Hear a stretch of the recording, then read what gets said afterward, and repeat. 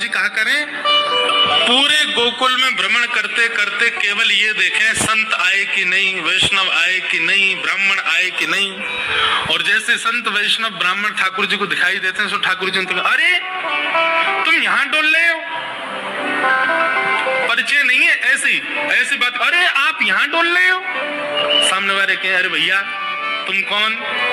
अरे नेक्सस लाला, अरे भैया तू हमें जाने। बोले अरे तुम्हें ही तो खोज रहा हूं मैं सवेरे थे। बोले हमें खोज रहा हो भैया, काय को? अच्छा एक बात बता, तुम कहाँ से आए हो? बोले हम तो अयोध्या से आए हैं। बोले अयोध्या से आए हो, तुमने कभी सवेरे से पाए हो? बोले ना कछु ना पायो, यही मारे तो मैं डोल रहा हूँ। यशोदा मैया तुम्हारी बात नहीं आ रही है, 56 भोग बनाए माने, चलो जल्दी नंद भवन पहुंच जाओ। बोले यशोदा मैया हमारी बात नहीं आ रही। बोले हम सुबह अब जल्दी करो, मां सब संतन को भोजन है, रो जल्दी पहुंच जाओ। ऐसे किसी को भी सबको निमंत्रण दे देते हैं। और यशोदा मैया जब नंद भवन से बाहर आती देखते हैं 100-200 लोग खड़े हैं बिना निमंत्रण के। मैया कहें आप सब, बोले मैया आप सुबह से बात निहार रही हो हमारी, लाओ थाली लगाओ, 56 भोग कराओ। अब मैया को यूं लगे मना करूं तो अच्छा ना लगे, लेकिन मैया पूछे अच्छा आपको कौन ने कही मैंने निमंत्रण? बोले आपको लाला आयो। तो मैया बात निहार रही है। यशोदा मैया पवा तो देती है सबको, फिर शाम को लाला के, अरे लाला ये तू कौन कौन ने निमंत्रण दिया है? यशोदा मैया बात निहार रही है, पहुंच जाओ सबरे मां भोजन कर लो। आज तो 200 लोग आए मेरे यहाँ। अरे ठीक है, हमारी रसोई घर बड़ो है, हमारे यहाँ 9 लाख गैया है, ठाकुर जी कृपा सब व्यवस्था है, मोए खवावे में कोई चिंता ना है, मैं तो खूब पवाऊं, लेकिन मोए बता तो देकर कौन को निमंत्रण दे रहा, तू कोई को भी निमंत्रण दे दे। मैया तू ना जाने। बोले कहा मैं तो या घर को पुण्य कर रहा हूँ, जितना ज्यादा है सके पुण्य जमा कर कर। मैया मैं तो बुढ़ापा आ जाएगा, मैं तो चलो जाऊंगा, तू को बाबा को छोड़ जाऊंगा पुण्य करके। मैया के अच्छा कहा पुण्य कर रहे हो लाला? बोले मैया देख ये संत ब्राह्मण ये साक्षात भगवान को मुख हैं, जब इनके मुख में हम कछु अन्न दे में, मक्खन दे में या कछु भी इनको पवावे तो ऐसा समझने से साक्षात नारायण पा रहे हैं। मैया देख कल 100 आए नारायण, आज 200 नारायण तेरे घर आए पावे, मैं तो ये पुण्य करवाऊं। और मैया दूसरी बात सुनेगी? बोले हाँ। मारेगी तो ना मुझे? बोले ना मारूंगी। बता? बोले तू बड़ी मोटी है गई मैया, मुंह को यूं लगे पूरे दिन लगी रहेगी तो तेरो ने वजन कम है जाएगा। अरे मेरी ब्याह तक ने छरेरी सी है जाएगी, या हमारे तू लगी रहे रसोई में, या हमारे ऐसा को। मैया भागे पीछे, ठाकुर जी चौकड़ी मार के भागे।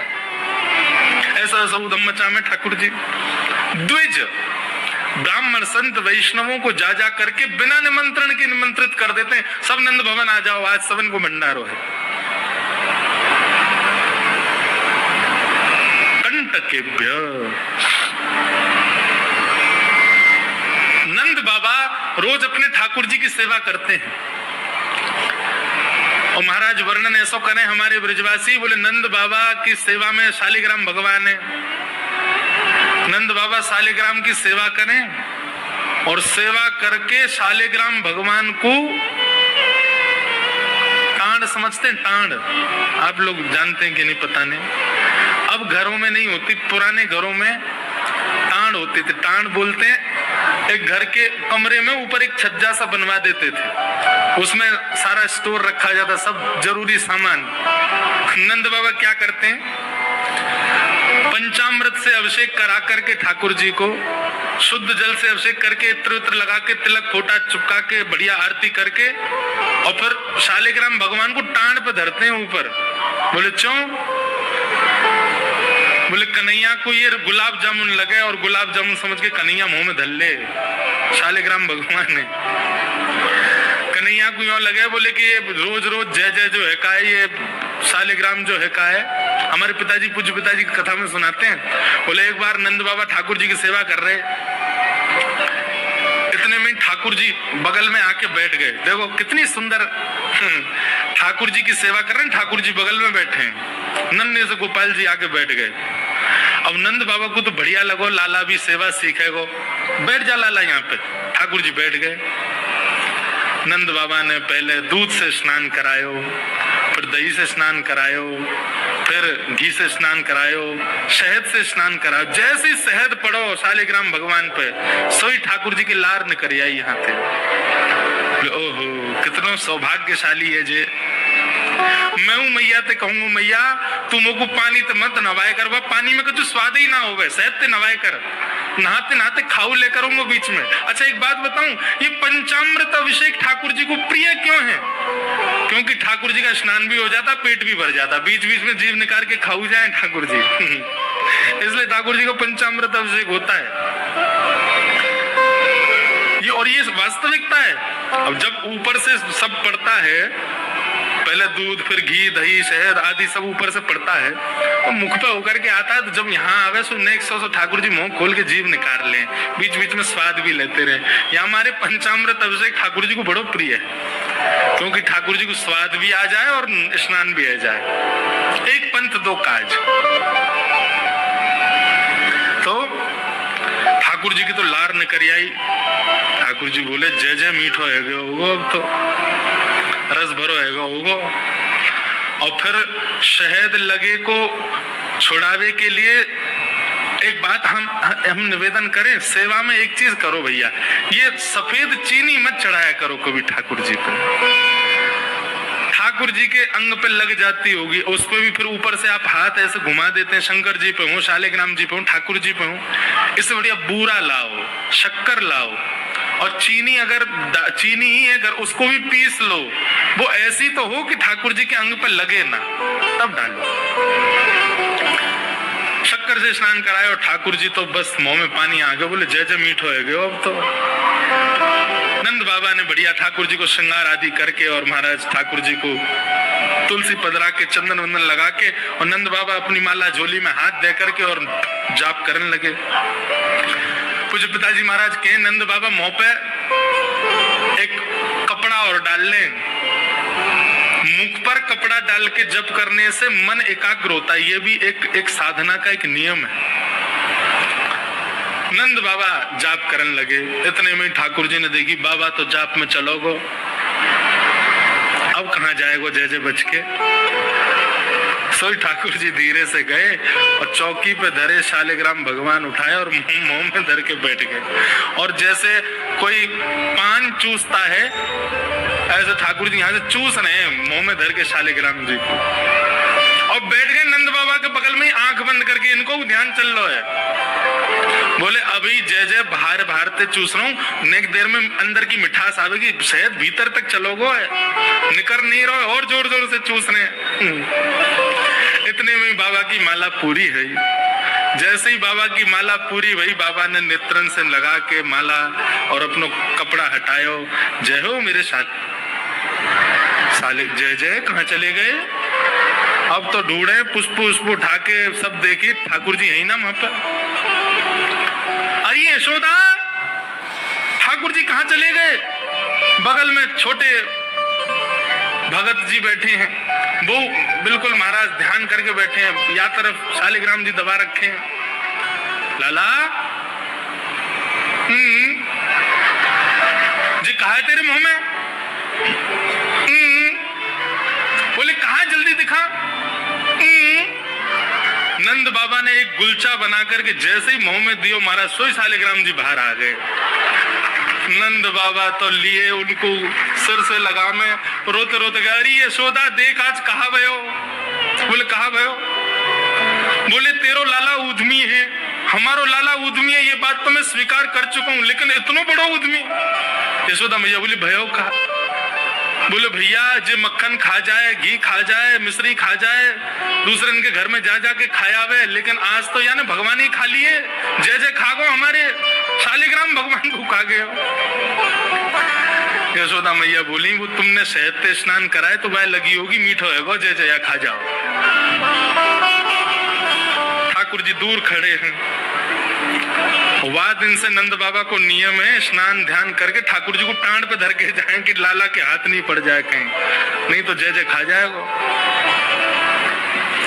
ऐसी ठाकुर जी की मधुर लीला, इतनी भाव में लीला ठाकुर जी की चल रही है कि सब रीझ जाते हैं। बंधुओं, कभी कभी तो इन लीला को सुन करके, कह करके और अनुभव करके तो नेत्र सजल हो जाते हैं। ये परम ब्रह्म परमात्मा प्रेम के पूर्ण स्वरूप बन के आए।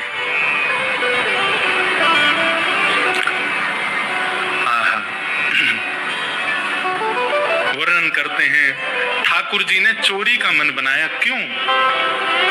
बंधुओं, भगवान के काल में कंस राजा ने ब्रजवासियों के ऊपर कर लगाया था, टैक्स। और क्या टैक्स था कि आप सब लोग अपने घर में गैयाओं को पालो, सारा खर्चा स्वयं करो, और जितना दूध घी दही होगा उसका 70-80% सब मथुरा जाकर के कर के रूप में जमा करना पड़ेगा। मथुरा के लोगों को और बड़े बड़े शहर के लोगों को गैया पालनी नहीं पड़ती थी, ब्रजवासी पालन करके सारा दूध घी दही देते, तो फिर कंस के लोग जो थे वो उसको बेचते थे, उससे धन कमाता था कंस। ब्रजवासी बेचारे गैया को अपने घर में रखते, उसका पूरा ध्यान रखते, और जितना दूध निकलता 70-80% सब कंस को देना पड़ता, थोड़ा थोड़ा बचता है ब्रजवासियों के पास। लेकिन नंद बाबा ब्रज के राजा थे, इसलिए उनको छूट थी। वो 9 लाख गैयाओं के मालिक थे, उनके यहाँ इतना कर नहीं था। एक दिन ठाकुर जी सब ग्वाल बालों के संग खेल रहे थे, खेल खेल में ग्वाल बाल ने गिर गए तो रोने लगे। ठाकुर जी बोले, अरे तुम दूध घी दही खावे वारे, ऐसे कहे गिर जाओ। ठाकुर सब बोले, लाला तू खावे दूध घी दही, हमें तो खावे कोई ना मिले, हफ्ता में एक बार मिले बस। क्यों? बोले सब कंस के यहाँ जमा करवाना पड़े। तब ठाकुर जी ने मन बनाया कि भैया ये दूध घी दही हमारो धन है और ये साक्षात अमृत है, ये राक्षस के पास नहीं जाना चाहिए।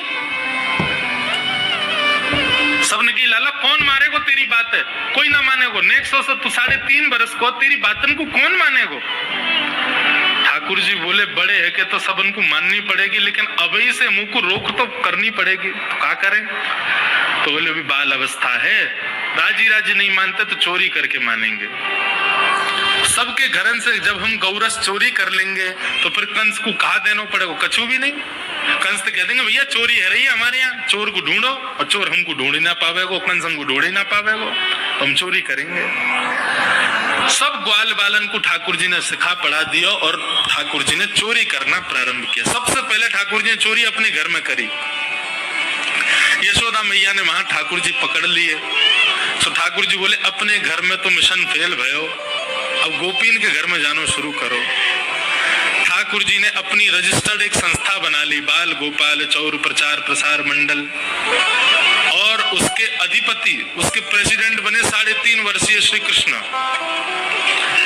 जैसे ही कोई बालक ब्रजमंडल में जन्म लेता है, तो जैसे बालक जन्म लेता है तो रिश्तेदार नातेदार आते हैं, उसके बाद फिर आशीष देने वाली एक प्रजाति के लोग भी आते हैं, सब घरों में आते हैं।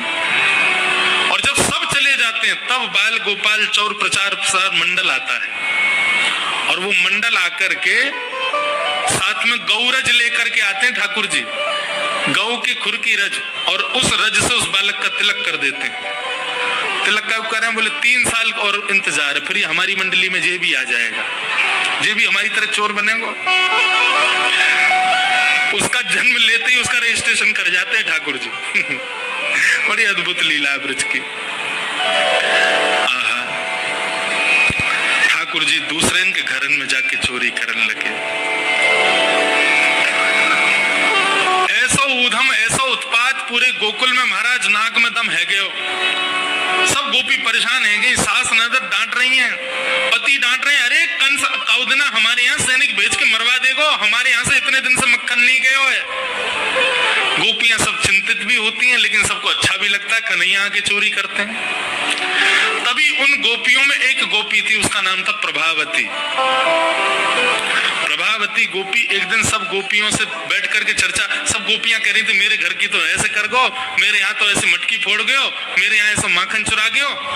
प्रभावती व्यंग में हंसने लगी, हंस करके बोली, आज तक मेरे यहाँ दृष्टि भी नहीं डाली उस कन्हैया ने। अरे तेरो घर कैसे बच गयो?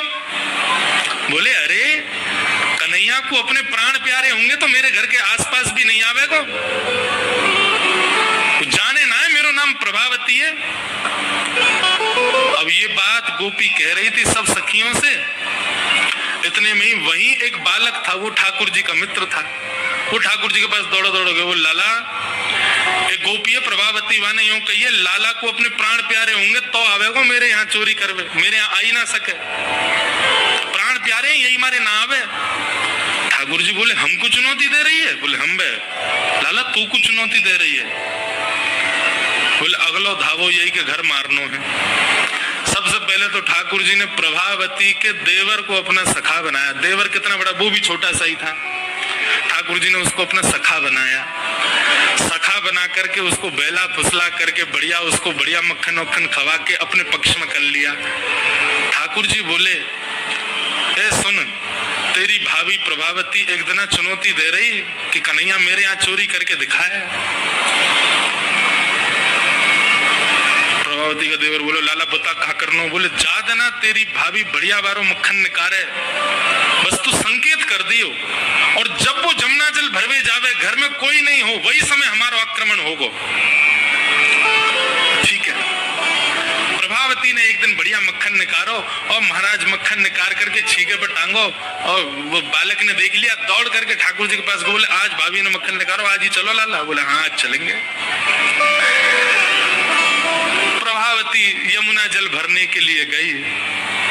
ठाकुर जी उसके यहाँ प्रवेश कर गए और प्रवेश करके महाराज चार के ऊपर तीन के ऊपर दो के सबसे ऊपर ठाकुर जी, और ठाकुर जी लेकर के बढ़िया मक्खन खाने लगे। मक्खन दूसरे को पवान लगे कि मरकान भोक्षण विभजति सचिन नात्रिभांडम भिनत्ति।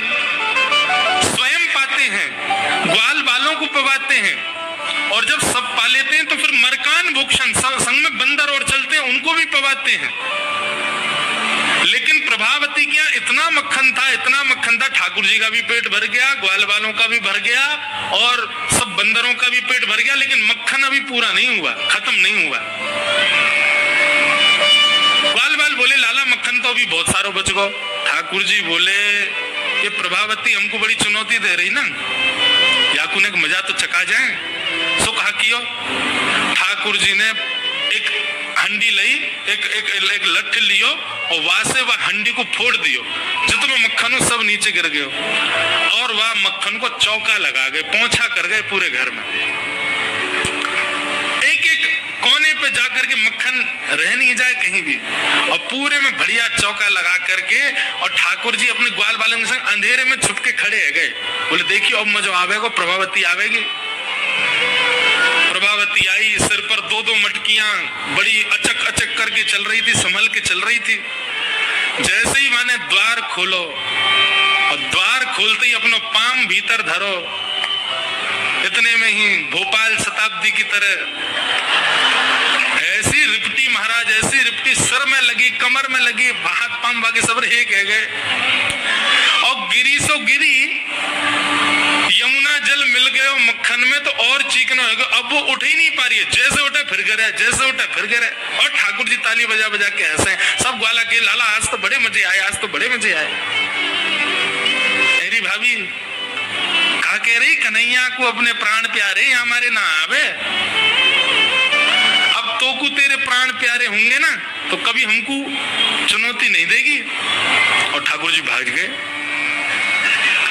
प्रभावती महाराज जैसे तैसे रिपट के बाहर आई और जाके सीधे यशोदा मैया के पास पहुंच गई और जाके बोलने लगी, बोले मैया अपने लाला संभाल ले, नहीं तो काउदना हाथ दिखा दूंगी आंखों में। ऐसा उदम मचावे, देख मेरी कोहनी टूट गई, कमर टूट गई, ऐसा उदम मचा के गया। यशोदा मैया बोली तुम गोपीन पे कछु काम ना है, 24 घंटा मेरे लाला के पीछे पड़ी रहो। काउदना रंगे हाथ पकड़े तो आइयो, नहीं तो कभी मुख मत दिखाइयो अपनो। प्रभावती बड़ी चिंता में है, बोले ठाकुर जी को रंगे हाथ कैसे पकड़ूं।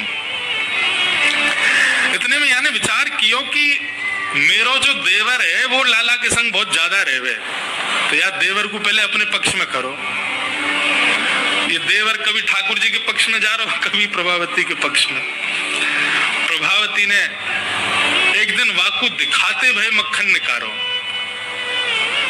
आंच आज तो धोरी गैया को मक्खन है, इतना मधुर मक्खन है, और यहाँ से तो आज मैं शाम को बढ़िया रोटी बनाऊंगी, घी बना करके सबको पवाऊंगी, अब बढ़िया मक्खन निकालो। देवर ने देख लिया और जाकर के सीधे पहुंचो लाला के पास। वो लाला, भाभी ने आज धोरी गैया को मक्खन बनाया। ग्वाल बाल सब बोले लाला वहीं चल, बात ना बड़े मजे आए वहां पे, आज फिर चलना है प्रभावती के यहाँ। ठाकुर जी बोले चलो। अब प्रभावती ऐसा दिखा करके गई कि वो जमुना जल भरने चली गई है। ठाकुर जी ने देख लिया प्रभावती जमुना जल भरवे गई है, लेकिन जैसे ही ठाकुर जी वाके घर की ओर भागे, प्रभावती दौड़ करके पीछे के द्वार से गई और खिड़की में होके भीतर घर में आ गई और चुपचाप खड़ी हो गई अंधेरे में, हाथ में बड़ा डंडा लेकर के। ठाकुर जी आए, ठाकुर जी ने आकर के जैसे ही महाराज 4 3 2 1 ऊपर चढ़े, चोरी करना प्रारंभ कियो।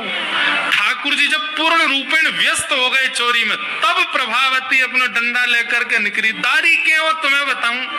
और जैसी प्रभावती आई, महाराज नीचे वाले सबसे पहले भागे, और नीचे वाले भागे तो ऊपर वाले सबरे घर गए, ठाकुर जी लटक गए ऊपर। अब बाकी के सब तो वहां से भाग गए, ठाकुर जी रह गए। और नीचे प्रभावती खड़ी है। आजा लाला, तो बताऊं मैं, प्राण प्यारे, देख देख देख प्रभावती तू सही ना कर रही है, तू जाने ना है मैं जय जय हूं। बोले तेरी जय जय तो मैं निकारूंगी, नीचे आ पहले तू। जैसे तैसे करके ठाकुर जी नीचे उतरे।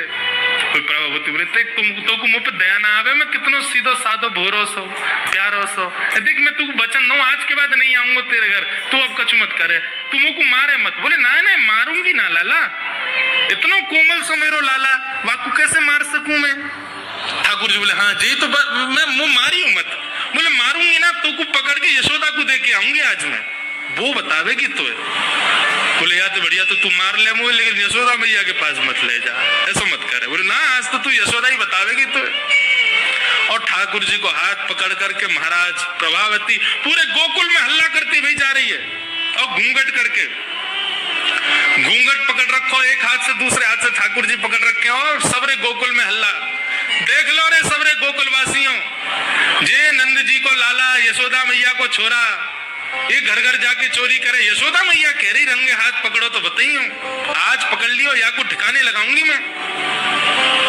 ठाकुर जी बोले जी तो भैया बड़ी निंदा है रही हमारी। इतने में ही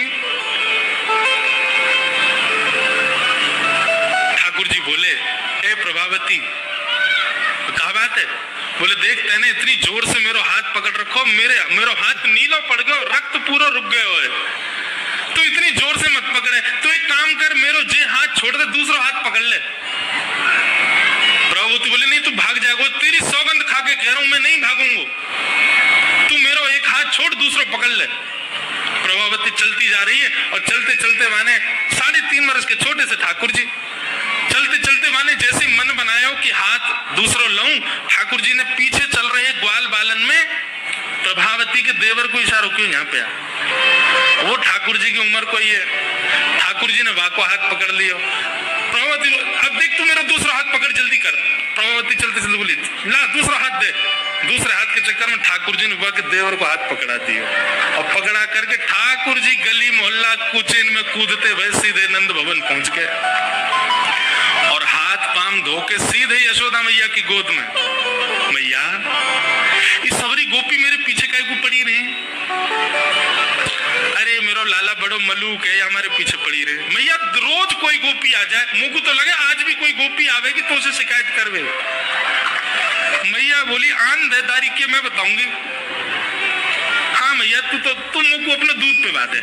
और ठाकुर जी तो इतने लाड़ प्यार में आ गए, मैया गोद में बैठ के दूध पीने लगे। इतने में ही प्रभावती आई, देख यशोदा मैया तू कह रही कि अपने लाला को रंगे हाथ पकड़ के लाइयो, आज देख तेरा लाला पकड़ के लाई हूं मैं। ठाकुर जी बोले देख ले मैया मैं तो कह रहा हूं ना कोई गोपी आ रही होगी, आ गई। मैया तू एक काम कर दे। बोले कहा मैं तू और बाबा हम तीनों कहीं और ही चले जाएं, ये गोपी हमको जीन ना दे रही है, इनको यूं लगे कि तेरो लाला इतना सुंदर काहे को है, ये चिढ़ के मारे आ जाए रोज। मैया बोली लाला तू पीछे खड़ो रहे यार, गोपी तो मैं देख के आऊं। मैया नीचे गई, आवाज तक क्यों चिल्ला रही है घूंघट में, देख तेरो लाला आज रंगे हाथ पकड़ो मैंने। मैंने तो याकू कुछ नहीं कही है, लेकिन तेरे हवाले छोड़ के जा रही हूँ। मैया यार सबक सिखाइयो आज। मैया बोली कौन है? बोले तेरो लाला। बोले देख तो सही कौन है। प्रभावती ने घूंघट उठा के देखो तो वही के देवर को हाथ। प्रभावती बंदर तू कहां से आयो? भाज गयो। अब तो यशोदा मैया ने खूब सुनाई। बोले नहीं नहीं मैया मैंने तुम्हारे लाला ही पकड़ो।